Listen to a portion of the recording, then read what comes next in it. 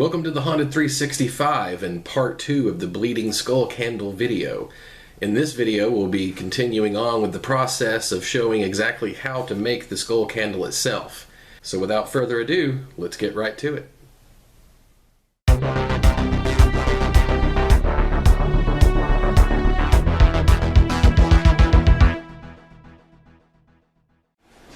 Alright, I just took a pretty thick, wide rubber band, doubled it over, put it around there, and that'll hold it together nice. And I have an old piece of Tupperware here that we're not using anymore because it's all scratched up, but it'll work perfect for holding this, and we can sit there and adjust it until we get it perfectly level.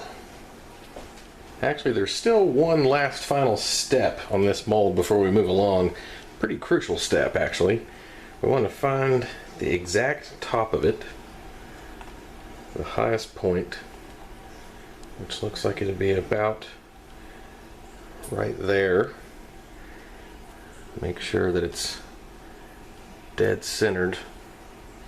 We're going to take our razor knife and just push through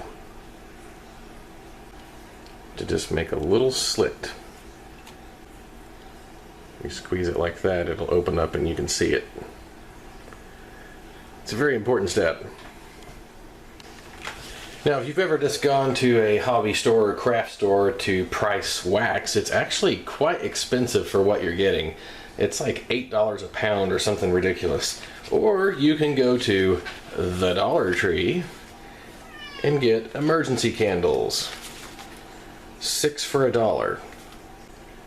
You don't have to be a mathematician to see that this is the way better deal. Alright, I got my stove set to low. It's actually on about 3.5 or so. And I'm just going to start taking these candles and chucking them in here, wick and all. That one might fit a little better if I break it. That works.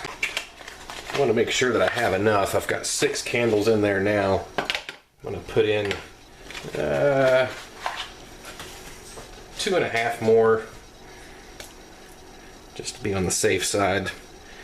I would rather have too much than too little.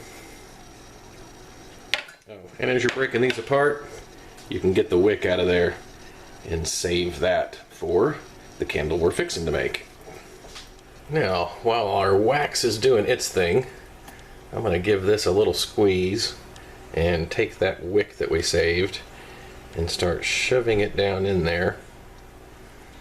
Once I have it down into the top, I will take a toothpick and use that to shove it the rest of the way through.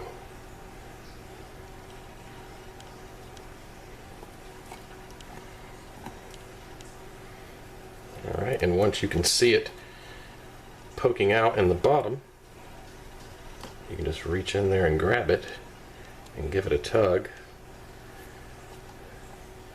until you leave about 3/4 of an inch sticking out the top. And then you can just take all this excess and just put it to the side. Now we'll put the mold together.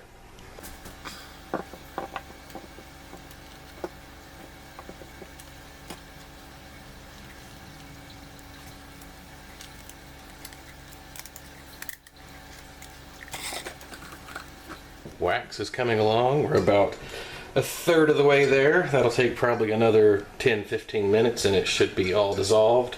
Then we'll just take something and pull all these wicks out of there because we don't need them in there.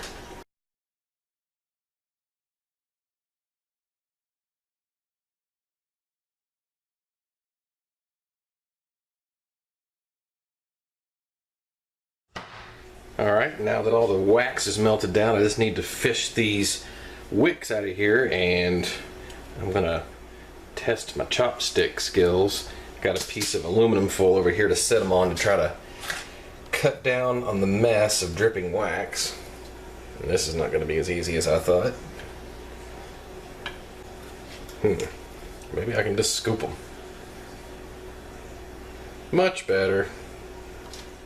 And just remember, folks, this is extremely hot molten wax we're dealing with here, so practice every precaution you possibly can and don't burn yourself. Alright, and I'm going to try to quickly transfer this into a container that has a spout that'll make it a lot easier to get this poured in there without making a horrendous mess or giving myself burns.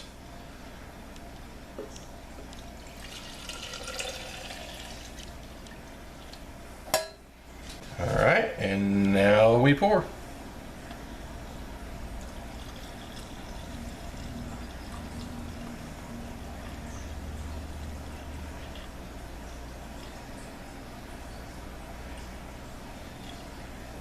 Just going to try to fill this to the very top.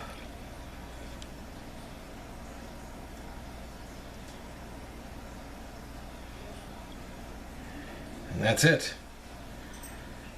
And I somehow amazingly got lucky and got this thing almost perfectly level. That makes me happy. Now, all we got to do is wait. Alright, I let the wax dry completely, or harden completely, which took a really long time. I actually ended up sticking it in the freezer for a couple hours, just because it's, when you have such a thick mass of wax, it just kind of wants to stay liquidy, especially being inside this, which kind of acts like an insulator. So now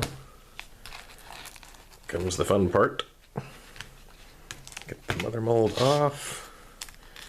You can see we still have our wick out the top here, which we're going to have to be careful with, that when we demold this, that we don't have the wick get stuck in there. I'm just actually going to go ahead and kind of open that up a few times, make sure there's no wax sticking it in there. And now we just got to carefully get our part out of here. If it's going to want to stick anywhere, it's going to be like in the eye sockets and stuff like that. We basically are trying to flip this inside out.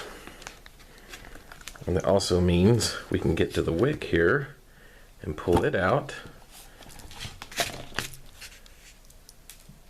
And we now have a skull candle.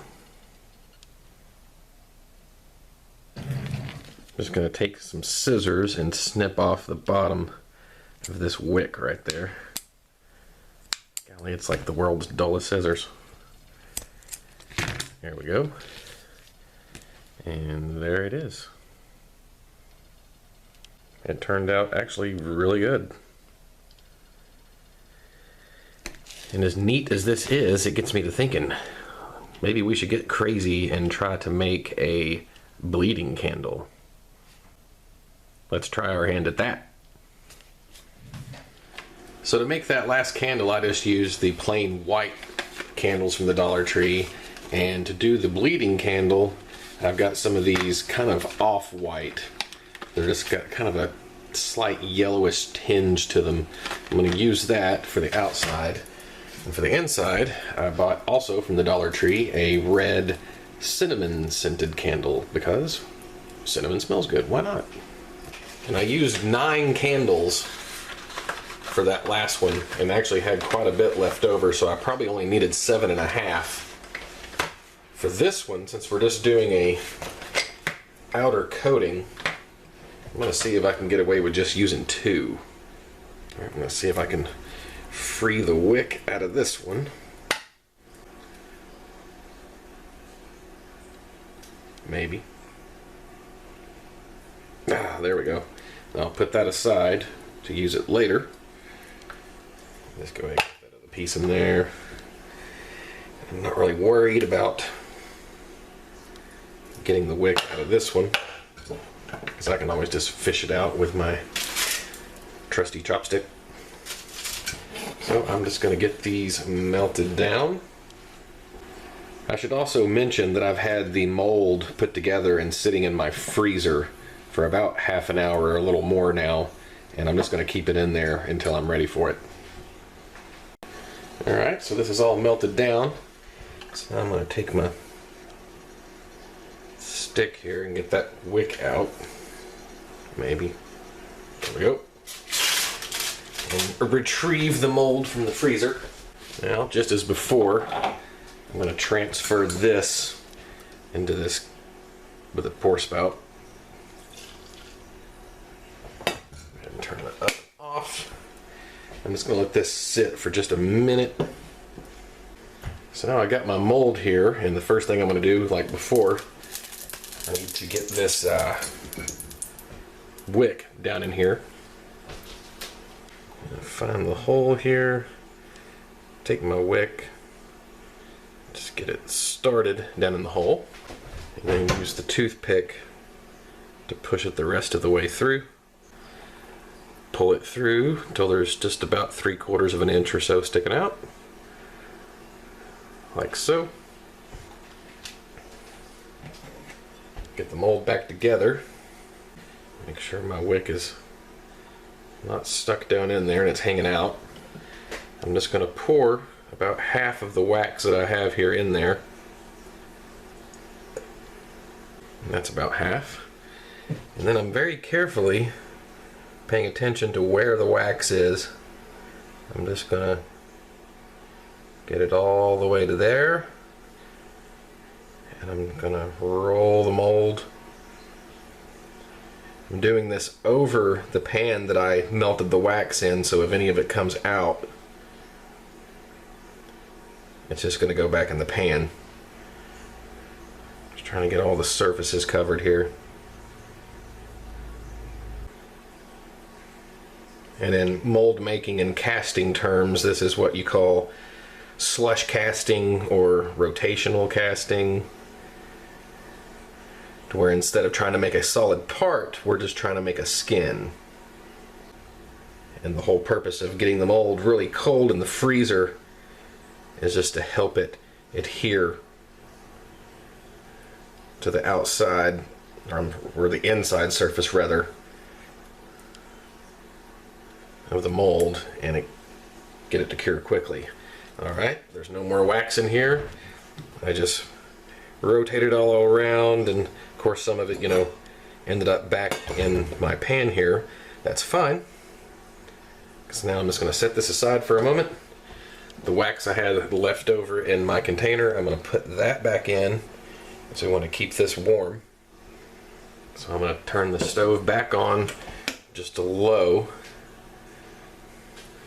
and I'm going to pop this back in the freezer for about 10 minutes. Alright, I retrieved my mold back from the freezer.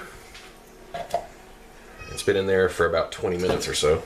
And I'm going to put my wax back into this container that I've been keeping warm. And then just as before, I'm going to pour almost the rest of that in there, about half again. And then just do the same process of just rolling it gently. Make sure you don't let your wick get away.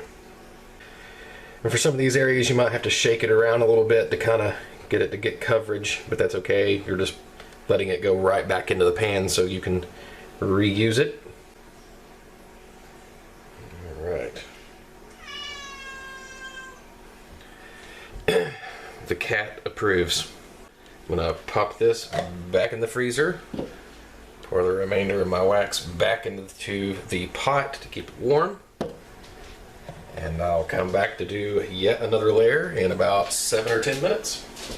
When I have enough wax to repeat this process at least 2 more times, and I don't have enough in here to do that, so I'm going to add a 3rd candle, and I'm going to repeat this whole process a 3rd time, and then I'm going to do it a 4th time after this.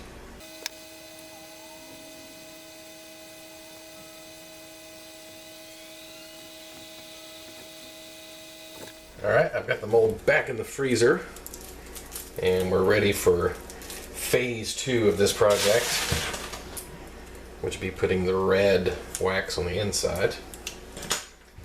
I'm going to go ahead and try to peel this sticker off the bottom because we don't need that floating around in there.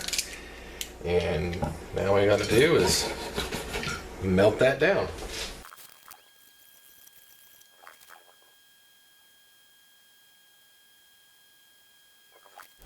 Alright, this candle is melted about half down, but I think that's actually going to be enough for what we want to do here. So I'm going to go ahead and pour this off. Switch off my heat there. And I of course had this back in the freezer to get it nice and cold. And now we're just going to go ahead and start pouring it in there.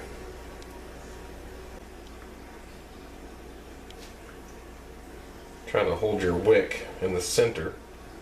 I'm stopping a little short of the top because after this dries or cures or becomes solid, I'm going to melt down just a tiny bit of my white wax and put the bottom on there so the red will be completely encapsulated. Alright, I got this back out of the freezer, and for the last step here I just melted down a little bit of the scrap white that I had left over. And of course it mixed with a little bit of residual red in here, so I'll probably end up with some sort of pink color, but I'm okay with that. The issue is that when the wax solidifies, it has a tendency to shrink. So now I'm actually a little bit below the level of where I need to be right here. So I'm going to take what I just made, or just melted down, and I'm just going to top it off.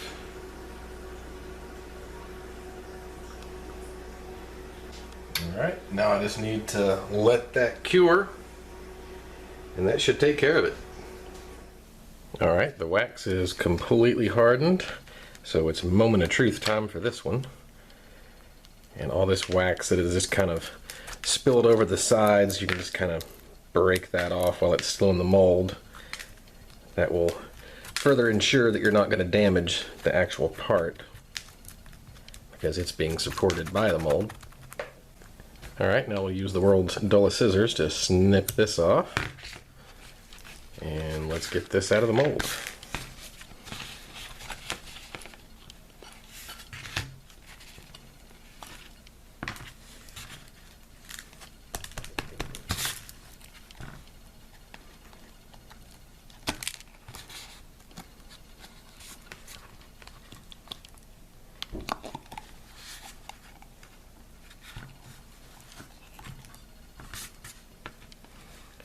And there we go.